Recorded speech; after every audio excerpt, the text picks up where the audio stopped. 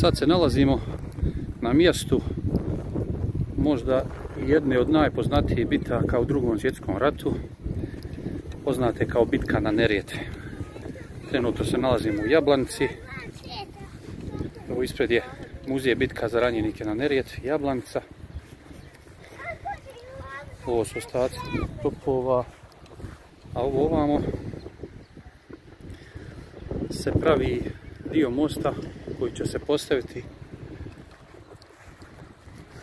preko Neretve da bude kao turistička atrakcija.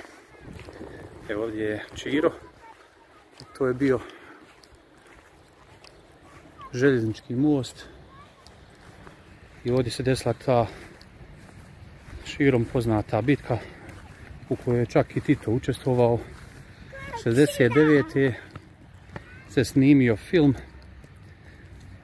Bitka na Neretvi koju je glumio između ostalog Yul Brynner, Orson Welles, a Picasso, poznati znači slikar Picasso, je snimio, je zapravo naslikao plakat za ovaj film.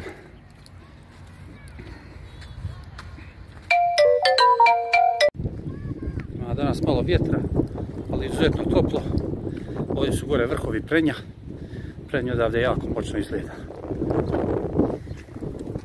Evo gdje se ovaj srušeni most. Priču kasnije s druge strane, odakle se još bolje vidi.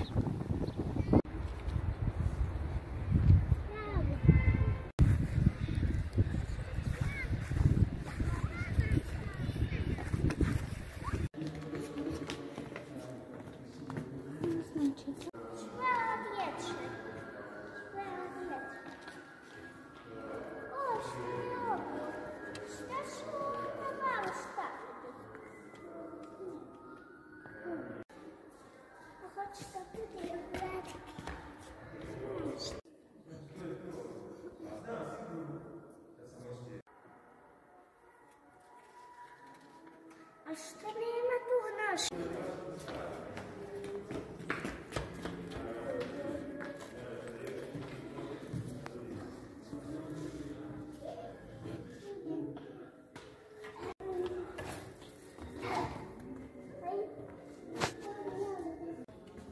Gdje je